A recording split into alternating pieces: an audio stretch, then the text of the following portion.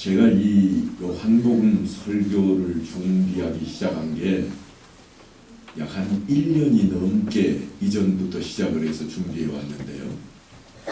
오늘 설교를 할 내용을 보니까 그때나 지금이나 세상 사는 이야기가 별로 다르지 않은 것 같습니다. 최근 매스컴을 타고 눈살을 찌푸리게 하는 악성 갑질 기사들이 하루가 멀다 하고 터져나오고 있습니다. 그때에도 무슨 땅콩 회양인이 또는 재벌가의 손주가 차를 타고 가다가 자기 기분 나쁘게 한다고 차에서 내려가지고 한 대 때리고 말 안 듣는다고 자기한테 대든다고 차 가지고 밀어버렸던 그런 사건들이 있었습니다. 우리 사회에 아주 부끄러운 민낯들이 그대로 드러났습니다. 민주주의 사회에서 갑질은 오래된 사회 병리로 꼽힙니다. 이것을 근절하기 위해서 사실은 관련 법과 제도를 정비하고 또 수정을 해나가고 있기는 합니다만 사실 사회적인 병폐가 법제 정비만으로서 하루아침에 사라진다고 하는 것은 불가능해 보입니다. 특히 아무리 작은 권력을 쥐어도 지는 순간 타인에 대한 배려나 관용이 줄어드는 것을 우리는 너무 쉽게 목도하게 됩니다. 자신도 모르는 사이에 점차 스스로를 오만하게 만드는 것이 권력의 추악한 모습이기도 합니다. 그러다 보니까 직장인들이 믿을 사람 하나도 없다고 하는 그 말이 더욱 비참하게 들려옵니다. 점점 우리가 살고 있는 세상이 참으로 험악해져 가고 있습니다. 가진 자들의 갑질이 사회적인 이슈로 등장하는가 싶더니 이제는 횡포와 폭력이 난무합니다. 그들은 너무 많이 가져서 분노하고 있는 걸까요? 그렇다면 가진 것이 없는 사람들은 원망과 불평을 늘 해야 되는데 그들은 자신이 원하고 있는 너무나도 많은 가능성 때문에 그런 생각을 하게 되는 것일까요? 무엇 때문에 무엇을 바라기에 세상이 이럴까요? 우리는 무엇을 향해 달려가고 있는 걸까요? 오늘 한자리에 모인 우리 모두는 주를 믿는 사람들입니다. 예수님을 나의 구주로 믿습니다. 그래서 우리는 예수님을 믿고 따릅니다. 다시 말하면 예수 그리스도를 향하여 달려가는 사람들입니다. 그런데 예수님께서 친히 그런 우리를 향해서 말씀하시기를 나는 세상의 빛이니 나를 따르는 자는 어둠에 다니지 아니하고 생명의 빛을 얻으리라 그렇게 약속하셨습니다. 그러니까 우리는 그 빛을 따르는 사람들입니다. 빛을 향해 가는 사람들입니다. 그런데 문제는 그 빛을 향해 간다고 그렇게 생각하고 있는데 빛을 보지 못한 게 문제입니다. 빛을 보지 못했는데 어떻게 빛을 따라갈 수가 있습니까? 빛을 만나지도 못했는데 어떻게 빛을 향해서 발걸음을 옮길 수가 있겠습니까?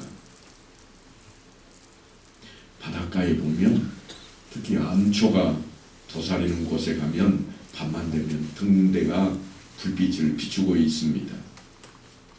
선박들은 그 등대의 불빛을 보고 그곳에 암초가 있는 것을 알고 추이하고 안전하게 지나갑니다. 하지만 그 등대 앞에 만약 높은 담벼락을 쌓아놓는다면 어찌 될까요? 예수님께서는 자신이 세상의 빛이요 그 안에 생명이 있다고 말씀을 하고 있습니다. 그런데 우리 안에는 그 빛을 차단해버리는 걸림돌들이 너무나도 많이 있습니다. 때로는 안개처럼 우리를 휘감아버립니다. 때로는 안대를 낀 것처럼 눈이 가려져서 아무것도 보지 못할 때도 있습니다. 제가 거의 한 달 전에 이 눈에 안압이 올라가지고 핏줄이 터져서 수술을 좀 했던 적이 있는데요. 제가 안대를 하지 않고 다니니까 아무도 수술을 했는지 안 했는지 잘 모르셨을 겁니다. 하지만 저에게는 무슨 현상이 일어났는가 하면 이 안쪽에 수술을 해놓은 쪽에 눈동자 쪽을 가리고 있는 이 핏대가 조금 있어가지고 한쪽이 안 보이는 겁니다. 시력도 왼쪽이 더 좋았는데요. 그러니까 어떻게 하겠어요? 하다가 비틀거리기도 하고 거듭거리기도 한 겁니다. 남들은 모르는데 저는 아는 거예요. 왜냐하면 한 눈만 가지고 보면 거리감이 없습니다. 하나님이 두 눈을 만들어 주신 것은 다 이유가 있는 거거든요. 한쪽 못 쓸 때 대비해서 하나를 만들어 놓은 게 아니라 두 쪽이 다 있어야 온전해집니다. 바로 그와 같은 현상들이 우리 자신 안에 늘 있어서 예수님 앞으로 가까이 나아가려고 하는 것들을 막아버리고 차단시키고 그렇게 우리를 가리고 있는 것들이 있다고 하는 겁니다. 그래서 우리가 그걸 좀 잘 살피고 찾아내야 되겠습니다. 니고데모가 그랬습니다. 빛이신 주님을 바로 앞에서 만나고 있지만 깨닫지 못하고 있습니다. 주님께서 거듭남에 대한 설명을 하셔도 쉽게 믿지를 못합니다. 그래서 그가 어찌 그러한 일들이 있을 수 있나이까 그럽니다. 그래서 주님께서 니고데모에게 하시는 말씀이 뭔가 하면 내가 땅의 일을 말하여도 너희가 믿지 아니하거든 하물며 하늘 일을 말하면 어떻게 믿겠느냐. 그런데 좀 이상하지 않으신가요? 지금 니고데모한테 하시는 말씀인데 뭐라고 그러는가 하면 네가 그러지 않고 너희가 믿지 아니하거든 그럽니다. 그러니까 이 말씀은 니고데모뿐만 아니라 제자들에게도 제자들뿐만 아니라 우리 모두에게도 하신 말씀입니다. 하나님의 형상대로 지으심을 받은 우리 모든 인생들은 참 놀라운 재주를 하나 가지고 있습니다. 어떤 재주인가 하면 하늘의 것을 땅의 것으로 그것도 자신의 것으로 만들어버리는 재주입니다. 하나님이 우리를 창조하실 때에는 하나님의 형상, 우리 형상대로 사람을 만들자 그래서 만들어 놓으셨는데 우리에게 재주를 주신 것이 얼마만큼의 재주를 주셨는지 사람들이 가진 재주가 놀랍습니다. 하나님이 주신 것 다 내 것으로 만들어버리는 특별한 재주를 가졌다는 겁니다. 분명히 우리는 성경을 밝히 해석한 책으로 인정했던 소요리 문답에서 사람의 제일 되는 목적이 하나님을 영화롭게 하는 것과 영원토록 그를 즐거워하는 것이라 그렇게 배웠고 알고 있습니다만 세상은 사람의 제일 되는 목적이 잘 먹고 잘 사는 것이라 그렇게 가르칩니다. 그렇게 가르치니까 남의 것을 빼앗아서라도 많이 가지려고 하는 욕심이 발동하게 되고 어떻게 해서든지 다른 사람들을 짓누르고 자신이 위에 올라서야 되는 그래서 올라서기 위해서 애를 씁니다. 분명히 야고보서를 통해서 경고된 말씀입니다. 욕심이 잉태한 즉 죄를 낳고 죄가 장성한 즉 사망을 낳느니라. 우리는 알고 있습니다. 분명히 그렇게 들었고 아멘 깨달았습니다. 그런데 묘하게도 삶의 터전에만 나가면 이게 어디로 갔는지 오리무중입니다. 이쪽 주머니에 넣었는지 찾아봐도 없고 저쪽 주머니에 넣었는지 찾아봐도 없고, 그래서 가만히 생각하니까 예배드리고 집에 가자 말자 책상머리에다 집어 던져놓은 거. 뭐과 함께요? 성경책과 함께. 그리고는 주일날 되면 부랴부랴 찾습니다. 어디다 뒀지? 맞아, 거기 뒀지. 들고 먼지 탈탈 털고 가지고 나올 때 그 생각도 그 마음도 가지고 나옵니다. 좋은 것이요. 무엇이요? 목사님이 하시는 말씀 항상 오라. 그러고 들고 나오는 거예요. 우리는 이미 야고보가 했던 이야기를 잘 알고 있습니다. 그런데도 불구하고 여전히 욕심을 내려놓지 못합니다. 그저 나만 괜찮으면 되고 내 자식만 잘 되면 아무 문제가 없다고 생각해 버립니다. 그러다 보니까 내 자식이 잘못한 것은 그럴 만한 사정이 있고 그럴 수밖에 없는 일이 되고, 남의 자식이 하는 일은 천하의 못된 놈이 되는 겁니다. 그래서 사도 요한은 아주 단호한 처방을 내립니다.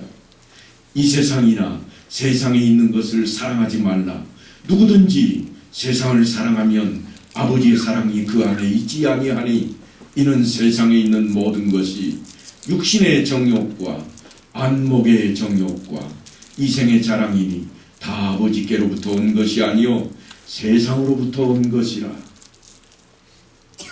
우리가 세상에서 재주 부려서 만들고 있는 것이 뭐라고 그러는가 하면 다 세상 것이라.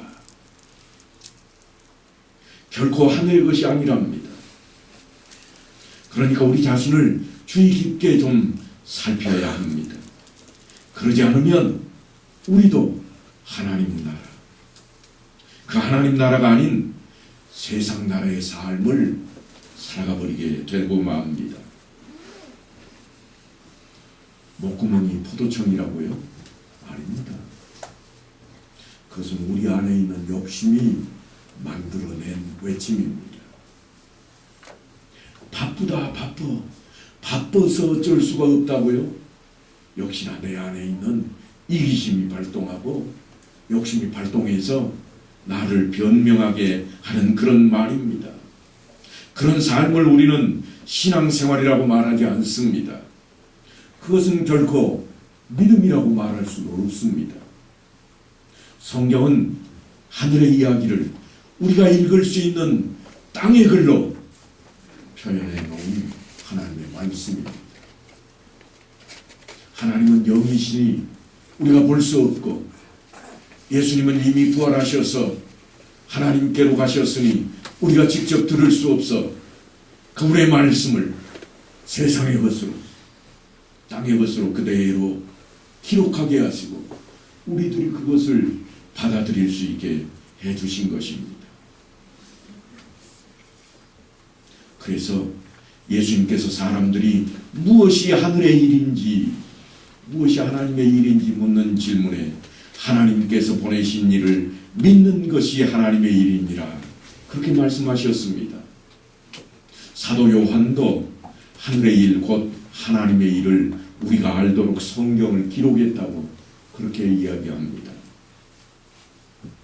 요한복음 20장에 가면 오직 이것을 기록함은 너희로 예수께서 하나님의 아들 그리스도이심을 믿게 하려 함이요 또 너희로 믿고 그 이름을 힘입어 생명을 얻게 하려 함이라.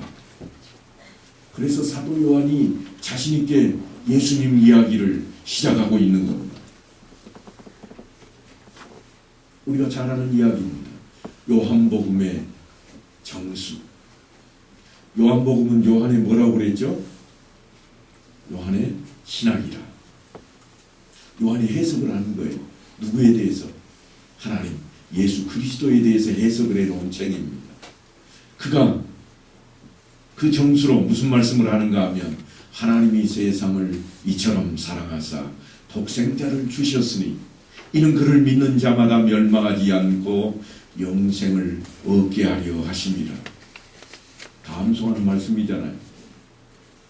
유초등부에 가니까 뒤에다 주소도 붙이대요. 요한복음 3장 16절. 우리 아이들까지 다 아는 이 말씀. 요한이 신학의 정수인 이 말씀을 바로 전하기 위해서 사실은 오늘 본문을 바로 뒤에 붙여놓고 있습니다. 하나님이 그 아들을 세상에 보내신 것은, 하나님이 그 아들을 왜 보내셨을까? 세상을 심판하려 하심이 아니요 그로 말미암아 세상이 구원을 받게 하려 하심이라. 요한복음 3장 16절하고 딱 맞아 떨어지는 설명입니다. 그리고 또 이어갑니다. 그를 믿는 자는 이미 멸망치 않는다고 우리가 16절에서 봤지만 다시 요한이 해석을 합니다. 심판을 받지 아니하는 것이요, 멸망하지 않는 것이 무엇이냐? 심판을 받지 않는 것이라. 믿지 아니하는 자는 하나님의 독생자의 이름을 믿지 아니함으로 벌써 심판을 받은 것입니다. 그런데 믿지 않는 사람들이 어떻게 잘 먹고 잘 사는가?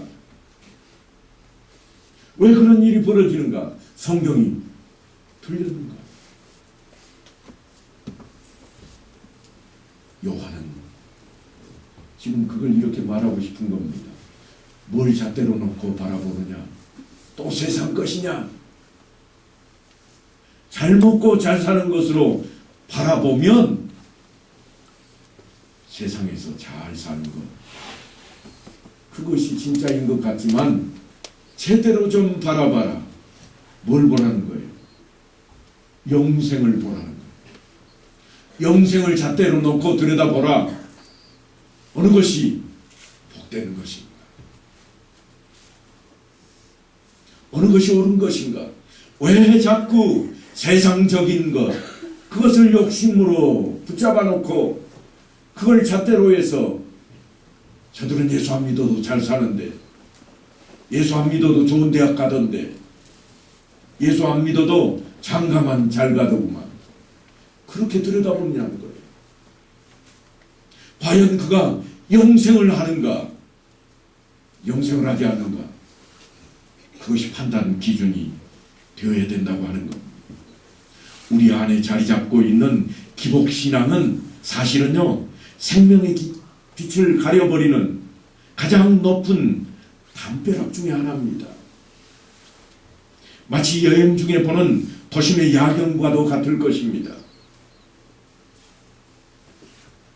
지난번에 통영 쪽에 가서 보니까 저녁에 호텔 밖을 내다보니까요, 앞 건물이 레이저 빛으로 인해서 휘황찬란하더라고요. 얼마나 멋있고 감동적인지 모릅니다. 그런데 여러분, 그게 실상일까요? 햇빛이 쨍쨍 내리비치는 대낮에 봤더니 건너편에 있는 호텔이더라고요. 호텔이 뭘로 보인 거예요? 환상으로 보인 겁니다. 사막 한가운데에서 만나는 신기루와 같습니다. 그것을 보고 우리가 혹할 필요가 없습니다. 아무리 혹해도 밝은 태양빛이 비춰버리면 레이저 빛은 더 이상 빛을 내지 못하고 그 환상은 다 깨져버립니다. 그게 기복신앙입니다. 그러니까 기복신앙은 가장되어 있는 복에 불과합니다. 세상의 것입니다. 영원한 생명이 있는 것이 아닙니다. 예수님을 찾았던 부자 가운데에는 또 다른 청년이 한 사람이 있습니다. 그는 자신이 생각하기에 신앙생활을 아주 썩 잘한다고 생각을 했습니다. 그래서 주님 앞에 나설 때 아주 당당했습니다. 계명을 지켜야 한다는 주님 말씀에 그가 이렇게 반응합니다. 모든 것을 내가 다 지켰사온데 아직도 무엇이 부족합니까? 그는 자신이 소유하고 있는 믿음과 신앙생활이면 충분하다고 생각했습니다. 하지만 주님께서는 네가 언제나 오자 할진대 가서 네 소유를 팔아 가난한 자들에게 주라. 그리하면 하늘에서 보화가 네게 있으리라. 그리고 와서 나를 따르라. 그렇게 말씀을 하십니다. 이 말씀이 떨어지자마자 이 청년은 부랴부랴 발걸음을 돌려버립니다. 성경은 그 정경을 이렇게 그려놓고 있습니다. 그 청년이 재물이 많음으로 이 말씀을 듣고 근심하며 가니라. 그러니까 쉽지 않은 이야기입니다. 하지만 주님께서는 한 발짝 더 나가십니다. 내가 진실로 너희에게 이르노니 부자는 천국에 들어가기가 어려우니라. 어느 정도 어려운가 하면 낙타가 바늘기로 들어가는 것이 부자가 하나님의 나라에 들어가는 것보다 쉬우니라. 돈이면 다 된다고 생각하는 우리에게 하시는 말씀입니다. 이거 큰일 났습니다. 돈으로도 안 된다니 이보다 더 큰 일이 어디 있습니까? 이쯤 되면 우리가 잘 아는 찬송 하나 있잖아요. 그게 뭐죠? 다들 아시네. 한번 부를까요? 유초등부도 다 아는 노래. 돈으로도 못 가요 하나님 나라, 힘으로도 못 가요 하나님 나라. 그 다음에 뭐죠? 아니요, 빼먹으셨어요. 성경 말씀대로 해야 돼요. 거듭나면 가는 나라 하나님 나라, 믿음으로 가는 나라 하나님 나라. 성경을 끝까지 잘 보셔야 돼요. 그래서 건너뛰시면 안 돼요. 유초등부는 다 알고 있어요 이거. 근데 어른들은 다 잊어버려요. 다른 것이 내 속에 들어와서 밀어내고 있는 거예요. 분명히 유초등부 때는 이렇게 배웠고 알고는 있는데 돈으로도 못 간다고? 에이, 설마가 우리 안에 슬그머니 들어와가지고 하나씩 하나씩 발로 걷어차내기 시작하는 겁니다.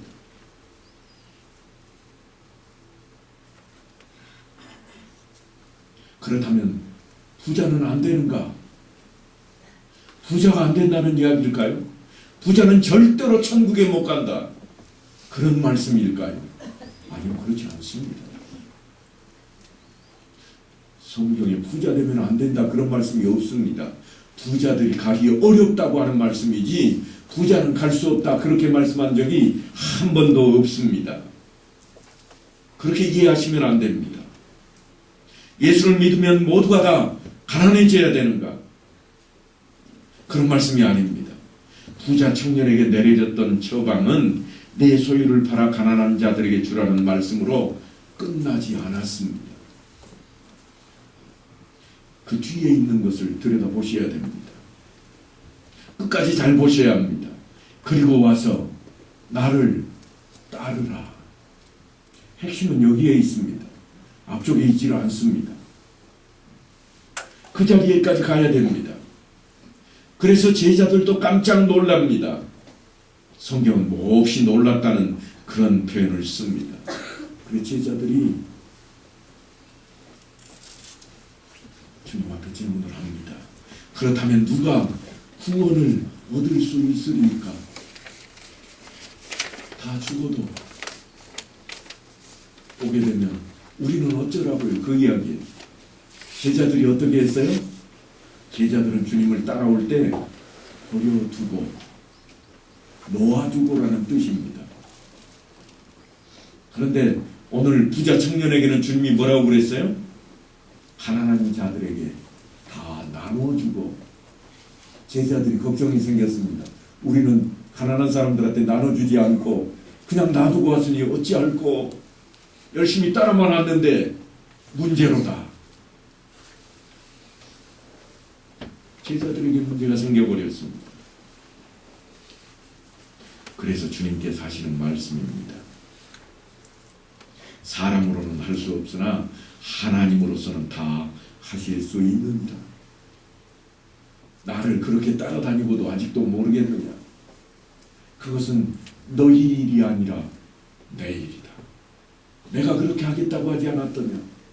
아니, 아버지께서 그렇게 말씀하시지 않았더냐? 하나님이 세상을 이처럼 사랑하사. 그 이야기를 왜 벌써 까먹었느냐, 그 이야기. 내 열심과 내 능력이 아닙니다. 내 실력이 아니라 하나님의 은혜로 말미암아 구원을 선물로 받게 되는 겁니다. 그러므로 사도 바울의 외침처럼 구습을 따르는 옛사람을 벗어버리고 오직 너희의 성령이, 심령이 새롭게 되어 하나님을 따라 의와 진리의 거룩함으로 지으심을 받은 새 사람을 입으라. 세상적인 것이 아니라 이제는 새 사람을 입고 주님을 붙잡고 끝까지 따라야 합니다. 여러분, 다윗 잘 아시죠? 다윗은 하나님의 마음에 합한 자라고 하는 엄청난 칭호를 달고 있는 사람입니다. 사울이 이스라엘 왕일 때 이미 사울은 천천히요, 다윗은 만만이라. 왕 앞에서 신하를 만만이라고 백성들이 외쳐버렸습니다. 그런 인물입니다. 그러다가 그가 왕위에 올랐을 때 그는요, 세상 나라 왕들의 구습을 따라버립니다. 세상 나라 왕은 어떻습니까? 왕이 곧 법이요. 왕이 하는 것은 절대로 죄가 되지 않습니다. 그래서 그가 했던 일이 뭔가 하면 충성을 다하던 군인 우리아의 아내였던 밧세바를 자신의 여인으로 만듭니다. 뿐만 아니라 우리아를 전쟁터에서 죽게도 만듭니다. 우리는 이미 성경을 통해서 이걸 읽었으니까 야, 문제로다 그러지만 왕이 한 일인데 다윗에게만 있었던 일인가요? 우리나라 역대 왕들도 그런 왕들은 있었습니다. 남의 여인 빼앗겨 한둘도 아니고 수백 명씩 빼앗아가도 아무도 덤비지 못합니다. 아니, 오히려 어떤 가문에서는 자기네 집안에서 왕이 데려갔다고 기념비도 세워놓습니다. 그런 시대가 우리 안에 있는 것처럼 이게 구습입니다. 다윗이 그 구습을 따랐습니다. 땅에 벌어지는 일 가운데 가장 추악한 일을 거침없이 해야 됩니다.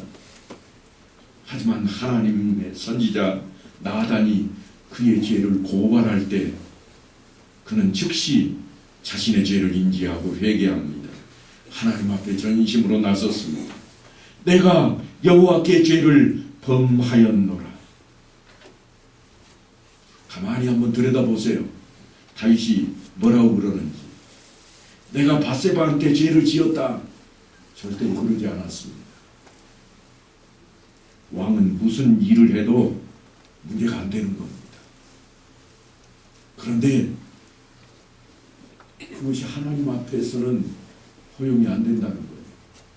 세상 나라는 그렇지만 하나님 나라에서는 왕이라도 그러면 안 되는 거예요.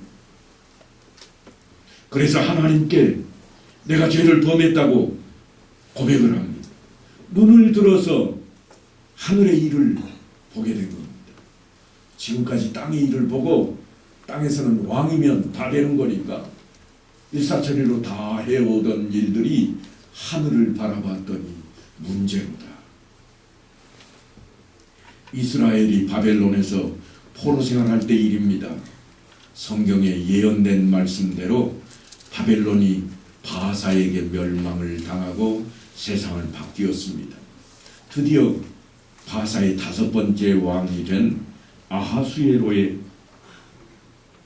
2번째 왕후로 에스더가 등극을 합니다. 여러분이 잘 아시는 에스더서가 그 내용을 담고 있는데요. 땅의 일로 본다면 에스더는 더할 나위 없이 호사를 누립니다.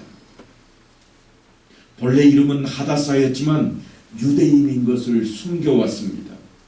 그러던 어느 날 모르드게가 에스더에게 급하게 전가를 보냅니다. 에스더서 4장에 있는 내용인데요.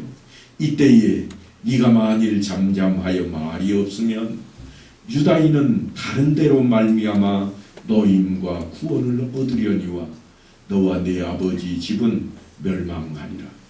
네가 왕 후에 자리를 얻은 것이 이때를 위함이 아닌지 누가 알겠느냐. 세상적으로 아무리 잘 되었어도 하나님을 온전히 바라보라고 하는 겁니다. 왕궁에서 호의호식하던 에스더가 그 말에 정신이 번쩍 들었습니다. 그래서 모르드게한테 온 민족으로 함께 3일 동안 금식할 것을 명하고 내가 죽으면 죽으리이다. 그런 심정으로 왕 앞에 나아갑니다. 눈을 들어 하늘의 것을 본 겁니다. 그렇다면 우리는 어떠한가요? 아무리 투박한 땅에 발을 붙이고 있다 할지라도 하나님을 향해 우리가 바로 설 수만 있다면 우리도 하나님의 일을 보게 될 것입니다. 내가 무슨 일을 하는 자리에 있어도 내가 눈을 들어 하나님을 바라보면 그 일은 더 바뀌게 됩니다.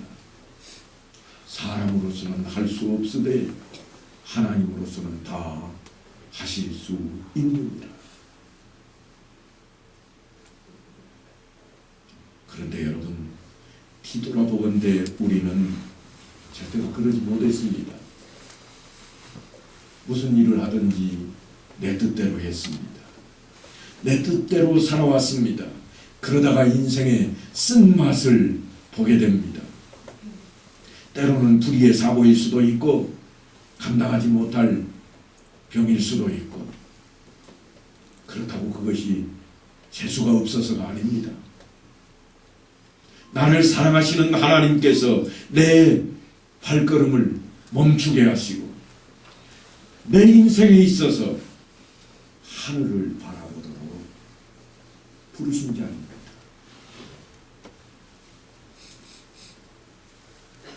그러므로 내게 일어나는 모든 일상들을 통해서 우리가 하나님을 바라볼 수 있는 자리로 가야 됩니다. 그래야 내가 사는 일들이 하늘의 일로 바뀌는 겁니다. 하늘의 일, 하나님의 일이 뭐라고 그랬죠? 주님께서 하나님이 보내신 일을 믿는 것이라. 제가 뭐 하늘 바라보라고 그러니까 하늘 봤다 이게 아니고요. 뭘 하라는가 하면 예수를 믿는 그 믿음을 찾으라는 겁니다. 내가 하는 일상 가운데 예수를 믿는 믿음을 찾아야 됩니다. 믿음 안에서 그 일을 할 수 있어야 됩니다. 예수를 믿는 자리에서 내가 공부도 하고 내가 회사 일도 하고 내가 직장 일도 하고 내가 사업도 하고 내가 사람들과 함께 이야기도 나눠야 됩니다. 예수를 믿는 가운데 예수를 떠나서가 아니라. 어제 저희 교회에서 장로님들이 모였는데요. 제가 장로님들께 그런 질문을 좀 했습니다. 장로님들은 서로 만나시면 악수하고 난 뒤에 무슨 말씀들을 나누십니까? 세상 이야기입니까? 돈 되는 이야기입니까? 아니면 정치 이야기입니까? 제가 바라기는 예수 믿는 삶을 나누는 이야기를 나눴으면 좋겠습니다. 여전히 똑같습니다. 우리도 만났는데 우리가 하는 말이 예수 안에서 살아갈 수 있는 그런 환경에 대한 이야기가 아니라 세상적인 이야기로 나눈다면 그 삶은 신앙생활을 할 수가 없을 겁니다. 믿음 안에서, 신앙 안에서 우리의 이야기도, 우리의 발걸음도 떼어져야만 합니다. 그것이 하늘 일로 바꾼다는 겁니다. 하늘 일로 바꾼다는 것은 다른 데 있지를 않고 주님 뜻대로 사는 겁니다. 주님 뜻대로 살기로 했네. 노래는 잘 부르는데 실천이 안 된다면 좀 작은 것 하나부터 실천을 해야 됩니다. 이 정도는 나도 할 수 있다. 해내야 됩니다. 젖먹이들이 뭘 할 수 있어요? 젖먹이들이 다른 건 못해도 젖먹는 데는 일가견이 있습니다. 여러분보다 더 잘해요. 조금 잘하는 애들은요, 이제는 그 수준 벗어나는 거예요. 좀 달라지는 거죠. 달라지는 것을 우리도 원합니다. 우리 아이들이 언제까지 뒤집는 것만 보고 계십니까? 그러지 않잖아요. 이리 와, 이리 와, 이리 와, 이리 와. 박박 기어오면 그 다음에는 이거 어잖아요. 붙들어 세워가지고 뭐예요? 선마. 왜요? 서라고, 달라지라고. 하나님도 우리를 향해서 그 마음을 품고 계십니다. 제발 달라지라고, 좀 변해야 되겠다고. 오늘 니고데모를 제가 한 인물로 드러내기는 했습니다만 그는 변화되었습니다. 나를 사랑하시는 하나님께서 나를 그 자리로 초청하신 겁니다. 사도 바울은 그런 삶을 뭐라고 표현하는가 하면 항상 기뻐하라, 쉬지 말고 기도해라, 범사에 감사하라, 이것이 그리스도 예수 안에서 너희를 향하신 하나님의 뜻이니라 그랬습니다. 우리에게 왜 이런 삶을 요구하는가 하면 하나님의 약속 때문입니다. 그를 믿는 자마다 멸망하지 않고 영생을 얻게 하려 하심이라. 그 이유에 대해서도 사도 요한은 아주 중요한 말씀을 하고 있습니다. 그를 믿는 자는 심판을 받지 아니하는 것이요. 믿는 자는 심판이 없다는 겁니다. 예수를 믿지 않는 것 자체가 심판이라고 단언을 해버립니다. 하나님께서 그 아들을 세상에 보내심은 그런 말미암아 세상을 멸망하지 않고 구원을 얻게 하려고 하십니다. 그랬습니다.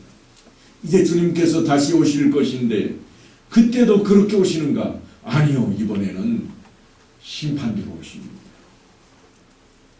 이제 다시 오실 예수님은 심판석을 향해 나오실 겁니다. 그렇다면 여러분 우리는 어떠해야 될까요? 정죄함이 없는 심판을 받지 않는 자리로 빨리 옮겨가야 됩니다. 어쩌면 된다고요?